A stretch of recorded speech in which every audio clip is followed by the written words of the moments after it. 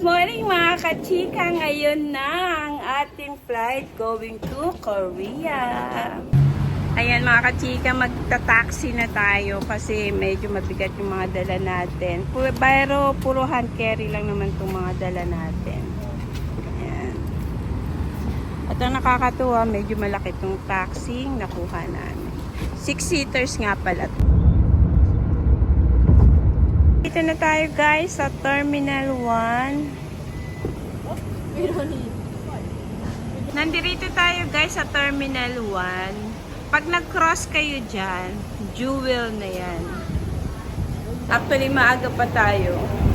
Almost 3 hours tayong maaga, pero mas okay na yun para kung may aberya man, madali natin ma-settle.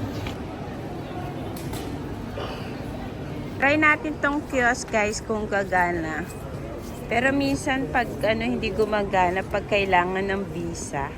Minsan chine-check sa counter yung visa. Pero hopefully, okay na to. Kailangan gumana ang kiosk, hindi na kailangan i-check yung visa. Ayan guys, nakuha na natin yung boarding pass dito. Anong oras ng board? At dahil hindi tayo nag-breakfast mga kachika, ay dito na muna tayo kakain. Dito na tayo magbe-breakfast sa Burger King.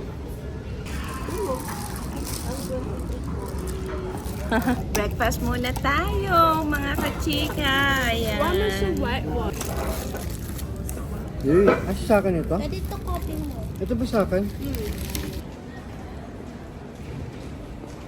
Nilalagyan lang kami ni Uncle ng stamp kasi hindi daw pwedeng pumasok na walang stamp. Ayan mga kachika, bumalik tayo doon sa counter. After natin ng kiosk pala, dapat ay balik tayo para sa stamp. Kasi pag walang stamp, ibig sabihin hindi pa na-verify yung visa nyo. Pero mabilis lang naman maglagay o mag-check ng documents para sa visa. Sandaling-sandali lang. Parang mga 2 or 5 minutes lang ay naglagay na sila ng stamp para sa amin. Na tayo sa immigration. Nakakatuwa guys kasi iniskan lang namin yung mukha namin, nakapasok na kaagad kami dito. Hindi na kailangan ng passport. Diba? Within minute lang ay tapos na kayo. Paglabas nyo nga pala ng immigration, ito ang makikita nyo, itong malaking Louis Vuitton, Tiffany, and Wine Spirit. Yan. Dahil scoot ang sasakyan natin, D34 ata yung ating gate na pupuntahan. Ba, ginagamit na niya ang kanyang GoPro. Not right now. Dahil maaga pa tayo mga kachika, tambay muna tayo dito sa mga upuan. Pag gusto nyo nga palang kumain, marami din kainan dito guys. Ayan, katulad niyang Heavenly Wang, Peso. Peso is a pizza, wonton noodles, tip top. Naghahanap kami ng pwedeng baunin kasi yung kinuha naming scoot, wala siyang kasamang pagkain. Kaya maghahanap tayo ng pwedeng baunin sa airline. After natin tumambay-tambay, diretso na tayo sa ating boarding gate.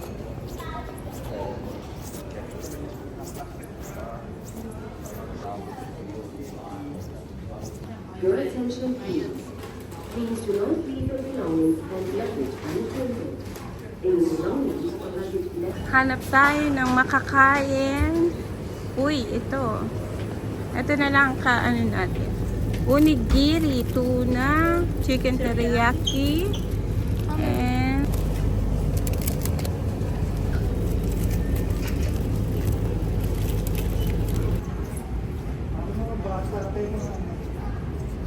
pasok na tayo sa airline, mga kachika.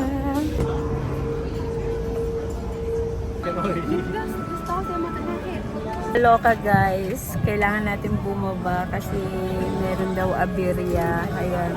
Actually, kauupo lang namin at saka kalalagay lang yung luggage namin ngayon. Sabi kailangan bumaba and then wait lang sa announcement. O, ayan. Kailangan na naman namin bumabang lahat. Wala pa tayo sa Korea guys ha.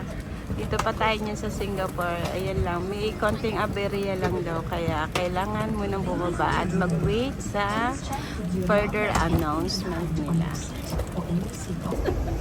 Ang sarap na naupo namin eh. Pinababa pa ulit kami. Pero okay lang guys. For safety reason naman yan.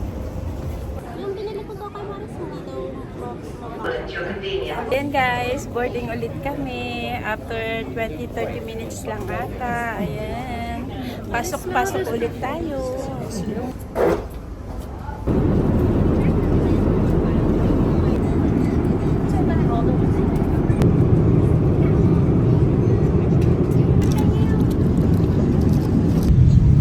It's too foggy. There's nothing outside. It's snowing. Ayan guys, landed na tayo. Nandito na tayo finally sa Korea. Almost 6 hours din yung biyahe namin. Ang tagal, sakit sa katawan. Hi, Habi! Yan, sasakay pa tayo ng train going to immigration. Yan, nandito kami sa nasa Terminal 1 na tayo. Dito ata yung immigration. Ayan guys, ang tagal natin sa immigration. Almost 1.5 guys. Kaya nandito na tayo sa labas ng Incheon. Kukuha na tayo ng SIM card at mag-MRT tayo. Yan, bumili tayo dito ng T-card, T-money. Ayan guys, 5,000 won. Yan.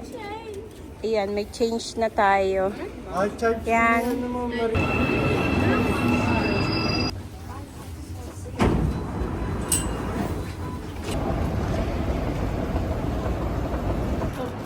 Dito tayo sa GS25 guys. Bumili lang kami ng SIM card for 10 days. Wala kasing 7 days eh. 10 days lang yung available nila. Grabe lamig.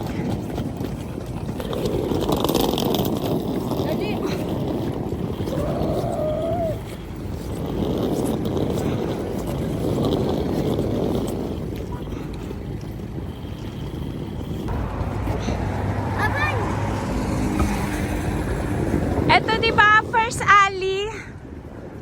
Unang iskinita.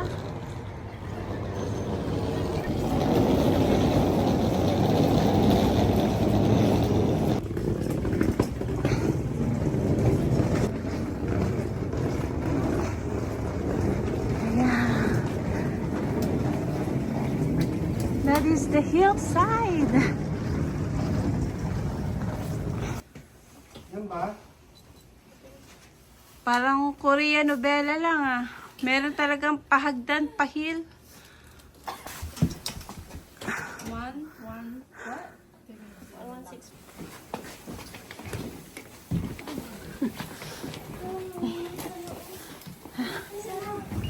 Aray ko, lamig. Ayan. We're here na.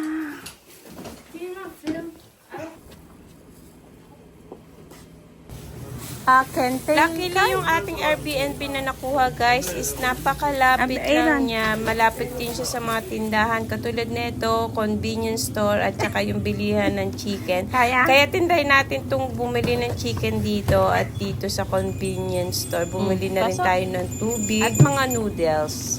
Yeah.